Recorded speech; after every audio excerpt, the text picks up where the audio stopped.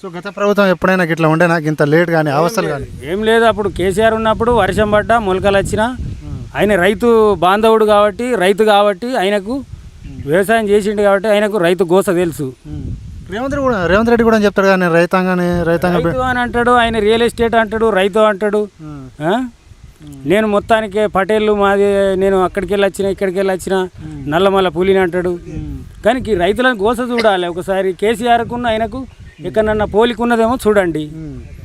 జనాలల్లో ఏమన్నా ఆయనకు ఈయనకు ఏమన్నా పోలిక కనబడుతుందా మీరే అడుగుర్రి, తెలుస్తుంది.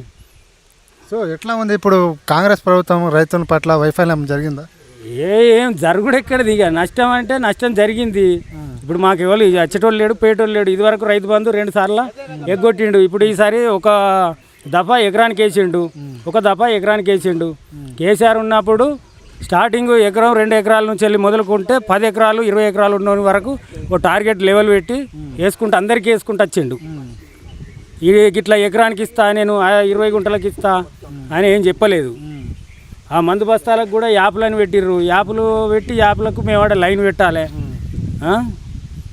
అది ఇబ్బంది ఉన్నది. యూరియా బస్తాలకు పండించిన పంటను కూడా పంట పండించి వరి ఇదివరకు కేసీఆర్ వరేస్తే ఊరి అన్నాడని ఈయనేదో నేను బోనసులు ఇస్తా, అది ఇస్తా, ఇది ఇస్తా అని చెప్పి అధికారంలోకి వచ్చిన తర్వాత ఇప్పుడు మళ్ళీ వరి ఎందుకు మరి ప్రత్యామ్నాయ మార్గం పెంచుకుందాం. మరి అప్పుడే చెప్పచ్చు కదా, ఈయన 3 పంటలకు ఇస్తా అని అన్నాడు. 3 పంటలు ఎక్కడిది? ఇంట్లో 3 పంటలు ఇస్తుండట. ఎకరం 3 పంటలు. ఇంట్లో 3 పంటలు ఎగ్గొట్టిండు కాదే, ఇంట్లో 3 పంటలు ఎగ్గొట్టిండు. ఇప్పుడు ఎకరానికి ఇచ్చిండు. మొన్న 25 తారీఖు ఎకరానికి ఇచ్చిండు పోయిన నెల. ఇక మళ్ళీ దఫా ఎప్పుడు ఇస్తాడో తెలియదు. ఇక ఆయన ఎప్పుడు మోక్షం కలిగితే అప్పుడు మనకు ఇస్తాడు. దబ్బన ఎంపీటీసీ జెడ్పీటీసీ ఎలక్షన్లకి ఇట్లా తలిగితే ఇస్తాడేమో. ఇప్పుడు రావాలని మేము రైతులను కోరుకుంటున్నాం. దబ్బన ఎలక్షన్ వచ్చేది ఉంటే తొందరగా మాకు రైతు బంధు పడుతుంది అనేది మా ఆశ. ఇక అట్లనే ఊహించుకుంటున్నాం. ఎలక్షన్ తలిగితేనే మాకు పైసలు, ఎలక్షన్ తలగకపోతే అవి పైసలు లేవు, ఏం లేవు. సో మీ మాజీ ఎమ్మెల్యే ఎవరు ఇక్కడ? మాజీ ఎమ్మెల్యే కొరకంటి చందర్. ఆయన ఆయంలో పనితీరు ఎట్లా ఉండదు? పనితీరు ఏమున్నది, ఆయన చక్కగానే చేసిండు. వడ్లు దిగుమతి చేయించిండు. డైరెక్ట్ కేసీఆర్ తోటి మాట్లాడించి దిగుమతి చేసిండు. అభివృద్ధి ఏమైనా చేసిండు ఆ రోడ్ల విషయం? అభివృద్ధి ఎందుకు చేయలేదన్నా? అది ఇప్పుడు మెడికల్ కాలేజ్ వచ్చింది, సబ్ రిజిస్టర్ ఆఫీస్ వచ్చింది, మండలానికి ఎంఆర్ఓ ఆఫీసు, మండలానికి ఎంపీడీఓ ఆఫీసు, ఎండిఓ ఆఫీసు. పరిపాలన దగ్గరికి వచ్చింది. ఎవరి దగ్గరికి? ప్రజల దగ్గరికి పరిపాలన వచ్చింది. ఇప్పుడు మేము ఇంత ముందు ఉమ్మడి కరీంనగర్ జిల్లా ఉన్నప్పుడు కరీంనగర్కి వెళ్ళేది. కరీంనగర్కి వెళ్తే అక్కడ మాకు ఎవరో ఏమో తెలియదు. ఇక్కడ దగ్గరికి కేసీఆర్ దగ్గరికే తీసుకొచ్చిండు. మా చంద్రన్న కూడా, మా మాజీ ఎమ్మెల్యే కూడా ఆయన కృషితోటి ఓ మెడికల్ కాలేజ్ వచ్చింది, సబ్ రిజిస్టార్ ఆఫీస్ వచ్చింది, అన్నీ మంచిగానే చేసిండు. ఆయన అప్పు చేసిన అంటే 3,80,000 కోట్లు అప్పు చేసిండు. ఇవన్నీ చేసిండు. గుళ్ళు 8 లక్షలు అంటుండు. 8 లక్షల కోట్లు, 8 లక్షల కోట్లు. అయ్యో ప్రపంచం సర్వేలో చెప్పిండ్రు కానీ ఈయన మరి ఈయన ఇటుక పిల్ల పెట్టలేదు. మరి గిన్ని కోట్ల డబల్ అప్పు చేసిండు కానీ మరి పదవి కాపాడుకోవడానికి మాట దెబ్బకు ఢిల్లీ కురుకుతాడు. పదవి కాపాడుకోవడానికి అట్లా ఢిల్లీకే పోతే వారికి పదవి ఊల్చిపోవు. ఆ ఢిల్లీ కేసీఆర్ 10 ఏళ్ళు ఉన్నప్పుడు కూడా ఒక 5-6 సార్లు వేయండో పోలేదు ఢిల్లీకి. ఈయన ఇప్పటికి 70 సార్లు వేయండు. 2 సంవత్సరాల్లో 70 సార్లు వేయండు. ఆ ఖర్చు అంత ఎవరైనా చేస్తాడు? పోయినప్పుడు 8 లక్షలు ఖర్చు అవుతుంది.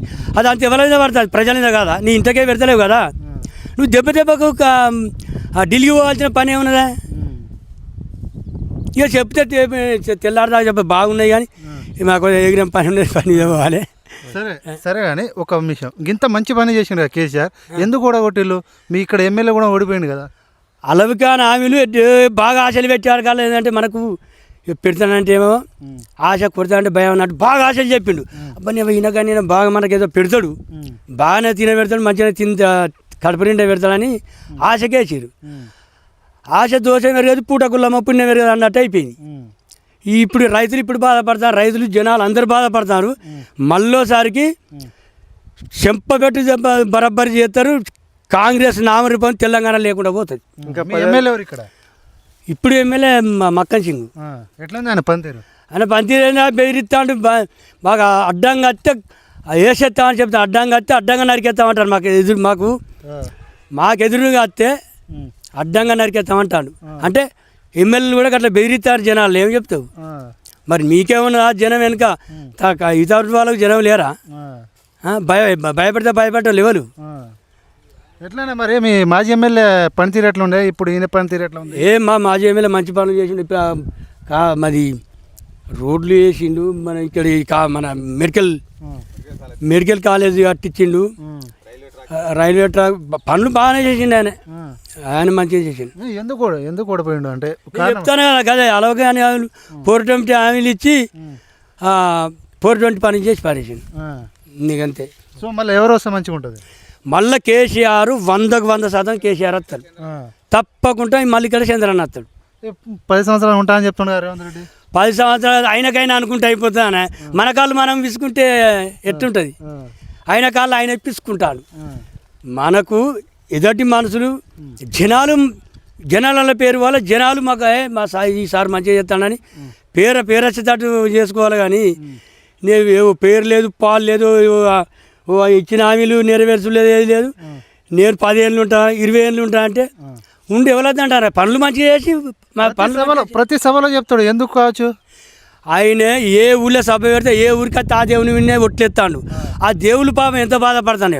ఇంకా 10 సంవత్సరాలు ప్రతి సభలో అంటాడు, ఇంకా 10 సంవత్సరాలు నేనే ఉంటా అని చెప్తాడు. ఎందుకు అసలు? ఎందుకంటే ఆయనకైనా అనుకున్నాడు.